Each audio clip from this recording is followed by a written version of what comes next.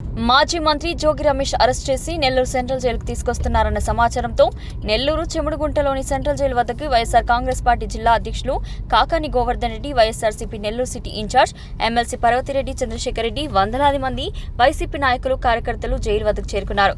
ఈ సందర్భంగా మాజీ మంత్రి కాకాని గోవర్ధన్ రెడ్డి, ఎమ్మెల్సీ చంద్రశేఖర్ రెడ్డి జైలు ఆవరణలో జోగి రమేష్ ను కలుసుకుని ధైర్యంగా ఉండాలని సూచించారు. అక్రమ కేసు నుంచి త్వరలోనే జోగి రమేష్ నిర్దోషిగా బయటపడతారని, ఆయనకు పార్టీ క్యాడర్ అంతా అండగా ఉంటుందని తెలిపారు. జోగి రమేష్ ది ముమ్మాటికి అక్రమ అరెస్టేనని వైసీపీ నేతలు ఖండించారు. కూటమి ప్రభుత్వం డైవర్షన్ పాలిటిక్స్ లో భాగంగానే వైసీపీ నేతలను ఈ విధంగా అక్రమ అరెస్టులు చేస్తుందని మండిపడ్డారు. పల్లిలో తెలుగుదేశం పార్టీ నేతలు చీప్ లిక్కర్లను అక్రమంగా తయారు చేసి బాటిల్ను 10 రూపాయలకు అమ్మి సొమ్ము చేసుకుంటూ అమాయక ప్రజల ప్రాణాలు హరిస్తున్నారని అన్నారు. వైఎస్ఆర్ కాంగ్రెస్ పార్టీలో నేతలు ఎవరైతే యాక్టివ్ గా ఉంటున్నారో అలాంటి వారిపై ఈ రోజు అక్రమంగా కేసులు నమోదు చేయడం పరిపాటిగా మారిందన్నారు. ఈ రోజు మాజీ మంత్రి జోగి రమేష్ పై కూడా అక్రమ మద్యం కేసు ఆపాదించి ఆయన దుర్మార్గంగా అరెస్ట్ చేశారని అన్నారు. ఈ రోజు జోగి రమేష్ వద్ద నుంచి ఒక అబద్ధపు వాంగ్మూలాన్ని నమోదు చేసి పోలీసులు ఈ అక్రమ అరెస్టుకు పాల్పడ్డారని తెలిపారు.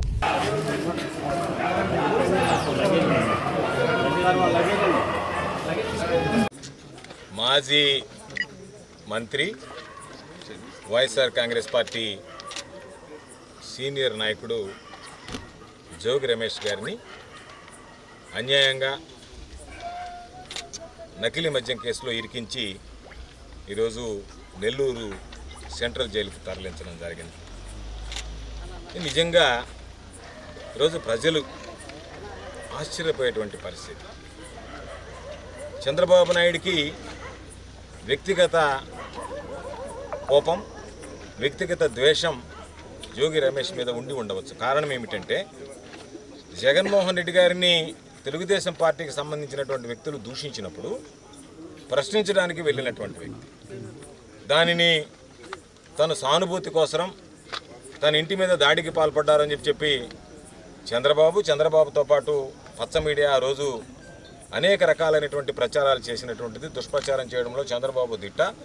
అందులో భాగంగా ఆ రోజు ఆ విధంగా ప్రచారం చేసి సానుభూతి సంపాదించుకోవడానికి ప్రయత్నం చేశాడు.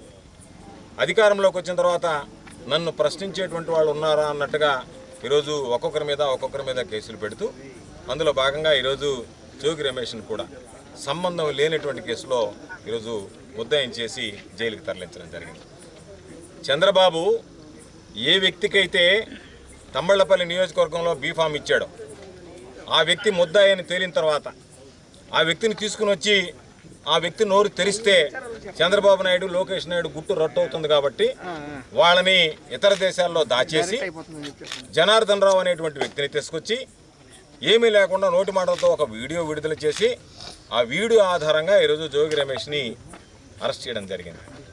మేము ఆ రోజు నుంచి చెప్పాడు పాపం రమేష్.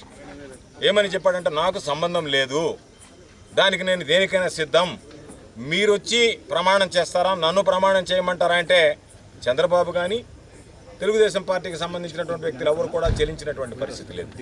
అటువంటి నేపథ్యంలో మీరు ఊరకున్నా నా మీద మీరు మోపినటువంటి అభాండానికి నేను ప్రమాణం చేస్తానని చెప్పి దుర్గామాత దగ్గర ప్రమాణం చేయడం జరిగింది, కుటుంబ సభ్యులందరితో కలిసి వెళ్ళి.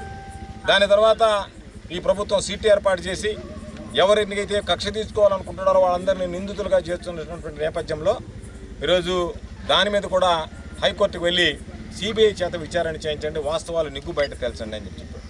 ఈరోజు ఆ కుటుంబ సభ్యులు చెప్పారు, మేము ఏ టెస్ట్కైనా సరే లైట్ డిటెక్టర్ టెస్ట్ కూడా సిద్ధంగా ఉన్నాం, కాబట్టి మీరు ఎటువంటి పరీక్షలు చేసినా మాకు ఇబ్బంది లేదు, మా మీద ఈ నింద మోపకండి అంటే ఈరోజు వాటి అన్నింటినీ పక్కన పెట్టి ఏదో ఒక విధంగా రమేష్ అనేటువంటి వ్యక్తిని మీరు అరెస్ట్ చేయాలనేటువంటిది మీ లక్ష్యం కాబట్టి దానికి సంబంధించి ఏ విధంగా అరెస్ట్ చేయాలనేటువంటి దానికి ఒక స్క్రిప్ట్ తయారు చేసి జనార్దన్ రావుని మీ అధీనంలో ఉంచుకొని ఆయనకు రాచమర్యాదలు చేసి ఆయన నేరుగా ఎయిర్పోర్ట్కి వస్తే ఎయిర్పోర్ట్ నుంచి ఆయన తీసుకెళ్ళి మీ స్వాధీనంలో పెట్టుకుని మీరు ఆయనకు ఒక స్క్రిప్ట్ తయారు చేసి ఇస్తే దాన్ని చదివితే దాన్ని వీడియో రికార్డ్ చేసి ఈరోజు విడుదల చేసి ప్రజలందరిలో కూడా జోగి రమేష్ అనేటువంటి వాడు ముద్దాయి అని చెప్పి డైవర్షన్ పాలిటిక్స్ కంటే ఈ మురికి, ఈ మకిలి ఇదంతా కూడా తెలుగుదేశం పార్టీకి అంటుకున్నది. మొలకల చెరువులో జరిగినటువంటి సంఘటనతో తెలుగుదేశం పార్టీ వాళ్ళు ఈరోజు నకిలీ మద్యంతో ప్రజల ప్రాణాలు తీస్తున్నారు అని చెప్పనని ఈరోజు ప్రజలందరూ ఈ సమాజం అంతా కూడా గుర్తించింది. కాబట్టి దాని నుంచి ఏ విధంగా బయటపడాలనేటువంటి ఆలోచనతో వైఎస్ఆర్ కాంగ్రెస్ పార్టీ ఖండించాలనేటువంటిది ఇది ఒక మొదటి ప్లాను. రెండవది మీకున్నటువంటి కక్ష సాధింపులో జోగి రమేష్ని చేర్చాలనేటువంటిది రెండవది. ఆ విధంగా ఈరోజు ఆ కుటుంబ సభ్యులందరూ కూడా బాధపడేటువంటి పరిస్థితి ఏర్పడింది. కాబట్టి ఎవరు కూడా ఇటువంటి అన్యాయం ఎప్పుడు చూడలేదు, ఎప్పుడు జరగనటువంటి పరిస్థితి. కాబట్టి చంద్రబాబు నాయుడు గుర్తుంచుకోవాల్సింది ఈరోజు ప్రజల్లో ఏ విధంగా ఉంది అంటే, అన్యాయంగా అక్రమమైనటువంటి కేసులో జోగి రమేష్ని ఇరికించారనేటువంటి బాధ ఉంది. ఈరోజు మేము, నాతో పాటు సోదరుడు చంద్రశేఖర్ రెడ్డి, వైఎస్ఆర్ కాంగ్రెస్ పార్టీకి సంబంధించినటువంటి నాయకులను కలిసాం. ధైర్యంగా ఉన్నాడు, ఏమీ జోగి రమేష్ చెక్కు చెదరలేదు. కాబట్టి ఇటువంటి వాటిని ఎదుర్కోవడానికి మానసికంగా, శారీరకంగా వైఎస్ఆర్ కాంగ్రెస్ పార్టీ శ్రేణులు సిద్ధంగా ఉన్నారు. అందులో భాగంగా ఈరోజు అక్కడ నుంచి ఇబ్బందులు పెడుతూ ఒక డొక్కు జీబులో తీసుకొచ్చి ఈరోజు అంటే ఒక పైశాచికమైనటువంటి ఆనందం పొందాలనేటువంటి ఆలోచన తప్ప, ఈరోజు ఒక మంత్రిగా పనిచేసినటువంటి వ్యక్తిని ఇక్కడికి తీసుకురావడం, ఏదో ఉగ్రవాది వచ్చినట్టుగా మేమందరం ఏదో ఆయన్ని పాపం బలవంతంగా ఏదన్నా హెలికాప్టర్లు ఎక్కించుకొని ఎగరేసుకొని పోతాం అన్నట్టుగా జిల్లాలో ఈ ఉన్నటువంటి టౌన్లో ఉన్నటువంటి సిఐలు, ఎస్ఐలు, పోలీసులు అందరూ లాఠీలు పట్టుకొని తీసుకొచ్చి నిలబడ్డాం. ఇవన్నీ చూస్తుంటే ఏమనిపిస్తుందంటే, మీరు చేసేది ఏమైనా సరే ఒక భయానకమైనటువంటి వాతావరణం సృష్టించాలా, వైఎస్ఆర్ కాంగ్రెస్ పార్టీ శ్రేణులకి ఏదో దడ పుట్టించాలా, వాళ్ళని భయపెట్టాలనేటువంటి ఆలోచన లక్ష్యంతో పనిచేస్తున్నారు. వైఎస్ఆర్ కాంగ్రెస్ పార్టీ ఇటువంటి వాటికి జగన్మోహన్ రెడ్డి గారి నాయకత్వంలో పనిచేసేటువంటి పార్టీ. చంద్రబాబు నాయుడు లాగా ఒక పిరికి వాడి చేతిలో, ఒక పిరికి నాయకుడి చేతిలో పనిచేసేటువంటి పార్టీ కాదు. అధికారం ఉంటేనే చంద్రబాబు నాయుడు అనేటువంటి వ్యక్తి, లోకేష్ నాయుడు అనేటువంటి వ్యక్తి. అధికారం లేకపోతే కేర్ ఆఫ్ హైదరాబాద్, ఈసారి కేర్ ఆఫ్ యునైటెడ్ అరబిక్ ఎమిరేట్సా, కేర్ ఆఫ్ ఆస్ట్రేలియానా, కేర్ ఆఫ్ సింగపూర్ అనేటువంటిది చూసుకోవాల్సినటువంటి పరిస్థితి. కాబట్టి అటువంటి పరిస్థితిలో ఉండేటువంటి మీరు ఈరోజు రమేష్ లాంటి వ్యక్తిని ఈరోజు పాపం అందరూ ఈ సమాజంలో ప్రతి ఒక్కరు ఎవరిని అడగండి, నేను అడుగుతున్నా సిడ్నీ పోలీసుల్ని, మీ అంతరాత్మను మీరు అడగండి. మీ అంతరాత్మను మీరు అడిగితే అతను దోష నిర్దోష అనేటువంటి తెలియటువంటి పరిస్థితి ఉంటుంది. కాబట్టి అటువంటి నేపథ్యంలో ఈరోజు అరెస్ట్ చేయడం అన్యాయం. ఈ అక్రమ అరెస్టుని ఖండిస్తున్నాం. జగన్మోహన్ రెడ్డి గారి నాయకత్వంలో వైఎస్ఆర్ కాంగ్రెస్ పార్టీ శ్రేణులు అన్నీ కూడా ఈరోజు ఎవరినైతే మీరు అరెస్ట్ చేస్తున్నారో, జోగి రమేష్ తమ్ముడిని, రాముని, ఇద్దరిని కూడా అరెస్ట్ చేసి తీసుకురావడం జరిగింది. వైఎస్ఆర్ కాంగ్రెస్ పార్టీ శ్రేణులు అందరూ కూడా వాళ్ళ వెంట ఉంటాం. ఎప్పుడు కూడా ఎవరికి ఏ కష్టం వచ్చినా సరే వైఎస్ఆర్ కాంగ్రెస్ పార్టీ మీరు ఎన్ని ఇబ్బందులు పెట్టినా మా నాయకులు మనోధైర్యంతో ఎదుర్కోవడానికి కార్యకర్తలు సిద్ధంగా ఉన్నారు. వైఎస్ఆర్ కాంగ్రెస్ పార్టీ కుటుంబం మొత్తం వాళ్ళకి సిద్ధంగా, వాళ్ళకి అండదండలు అందిస్తాం, వాళ్ళకి తోడుగా నిలుస్తాం, సంపూర్ణమైనటువంటి సహాయ సహకారాలు అందిస్తాం, వాళ్ళలో ధైర్యాన్ని నింపుతామని చెప్పి ఈ సందర్భంగా తెలియజేస్తూ, పాపం ఈరోజు మన వ్యక్తిని, మన కుటుంబంలో ఉండేటువంటి వాడిని ఒకటి అరెస్ట్ చేశారు అని చెప్తే తెలిసి తెలియనివంతగానే ఎవరికి తెలియకుండా ఈరోజు రహస్యంగా జోగి రమేష్ను తరలిస్తున్నటువంటి వార్త తెలుసుకుని మేము ఇక్కడ బయలుదేరి వస్తుంటే, నేను సోదరుడు చంద్రశేఖర్ రెడ్డితో పాటు ఈరోజు దానికి సంబంధించినటువంటి వెంకటశేషయ్య ముందుగానే వచ్చి ఇక్కడ నిలబడ్డాడు, మాజీ జడ్పీటీసీ సభ్యులు. ఈరోజు వందలాది మంది కార్యకర్తలు తరలివచ్చి ఆవేదన వెలిబుచ్చారు.